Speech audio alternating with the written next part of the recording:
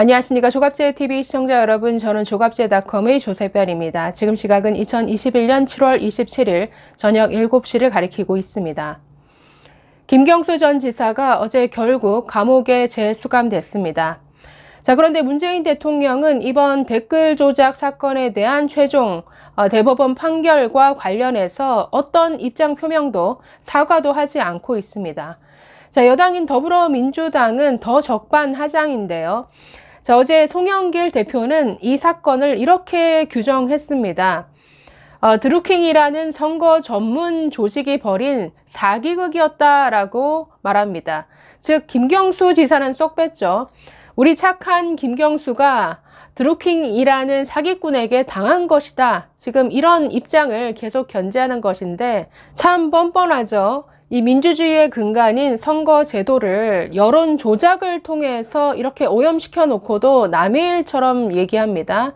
자, 범죄라는 것도 저질러 본 사람이 더 잘한다고, 지금 지난 대선에서 그랬다면 내년 대선에서 또 같은 일이 반복되지 않으리라는 법 없죠.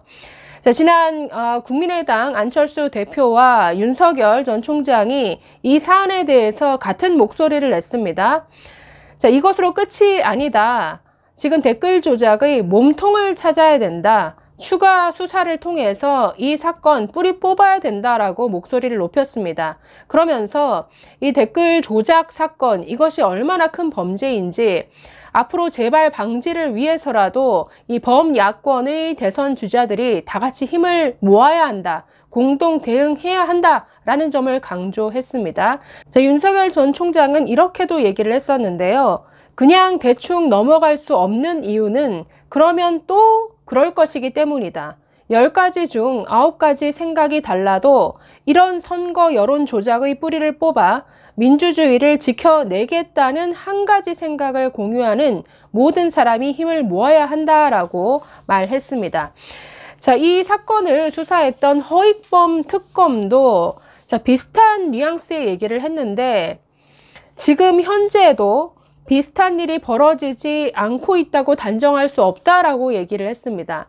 자, 조선일보와 가진 인터뷰에서 이렇게 얘기를 한 것인데 드루킹 일당의 킹크랩 작업까지는 아니어도 적어도 유사 조직은 지금도 활동하고 있을 거라고 본다라고 말했습니다. 저도 비슷한 생각인데요. 프로그램을 동원한 이런 댓글 조작까지는 아니어도 비슷한 여론 조작을 위한 조직은 이 여권 안에 항상 운영되고 있다라고 봅니다. 예를 들어서 맘카페가 대표적이죠. 맘카페에서 저도 참 경험을 했었는데 아주 전문적으로 이 맘카페 안에서 어떤 특정 여론을 퍼뜨리고 그리고 어떤 반대 여론을 차단하는 이런 조직적인 움직임이 항상 있다라는 것을 느낍니다. 그래서 지금 이 순간에도 어디선가 여론 조작은 계속 이루어지고 있다라고 보는데, 자, 이 사건을 수사했던 허익범 특검이 이 조선일보와 가진 인터뷰에서 좀 주목할 내용들이 있는 것 같습니다. 그래서 그 내용을 조금 소개해 드리려고 합니다. 자, 이 인터뷰 내용을 보면 킹크랩을 동원한 여론 조작이 얼마나 위력적인가를 느낄 수가 있습니다. 자, 먼저는 어떻게 김경수 전 지사의 유죄를 확신했는가라고 기자가 묻습니다. 자, 여기에 허익범 특검이 이렇게 대답했습니다.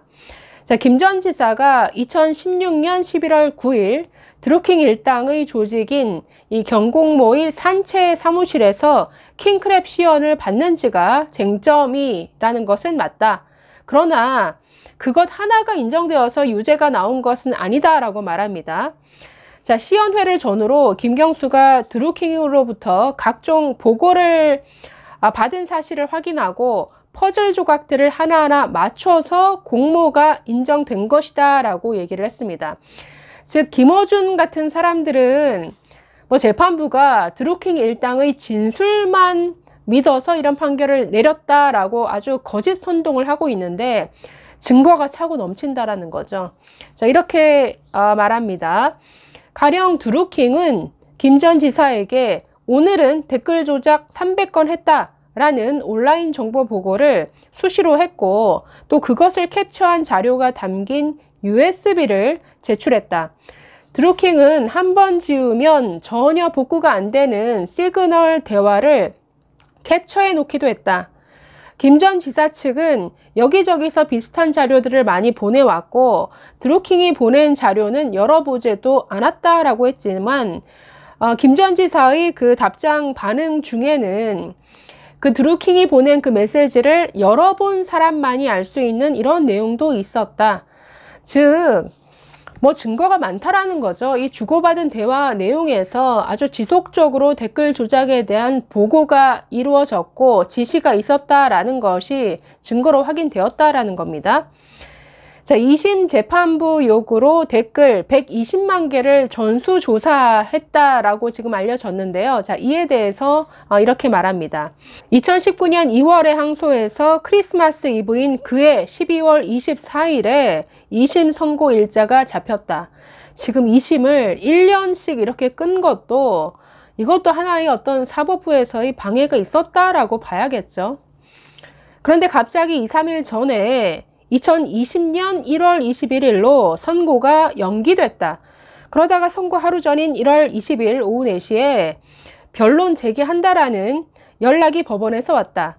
21일 재판에 참석했더니 당시 인사이동을 앞두고 있었던 차문호 부장판사가 김경수가 킹크랩 시연을 본 것이 맞다. 이것을 뒤집을 만한 증거가 없다라는 취지의 중간 결론을 내놨다. 그러면서 우리에게는 시연을 봤다는 것만으로는 공모가 인정되지 않는다라면서 8가지 항목에 대해서 성명을 요구했다. 그러니까 성명이라는 것은 입증하라라는 이런 요구입니다. 자, 그래서 어떻게 했냐라고 기자가 물으니까 자, 허특검 이렇게 말합니다. 나중에 8가지 모두에 대해서 자료를 제출했다. 그중 하나가 댓글 120만 개를 전수조사해서 공감과 비공감을 문재인 후보나 민주당에 유리하게 조작한 사례와 불리하게 조작한 사례를 각각 분류하라라는 주문이었다. 그래서 나를 포함해 10명이 25일간 하루 17시간씩 주말도 없이 수작업을 했다.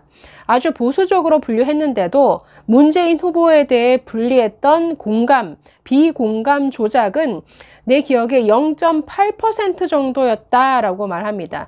여권에서는 이걸 가지고 김경수 전 지사가 가담하지 않았다라고 주장을 했었습니다. 즉 댓글 조작 내용 중에 당시 문재인 후보를 공격한 내용도 들어가 있었기 때문에 아니다, 공모한 게 아니다 이런 주장을 폈지만 0.8%에 불과했다라는 거죠. 대부분의 댓글 조작은 그 타겟이 거의 안철수 대표 그리고 반기문 전 유엔 총장 이들을 향한 것이었습니다.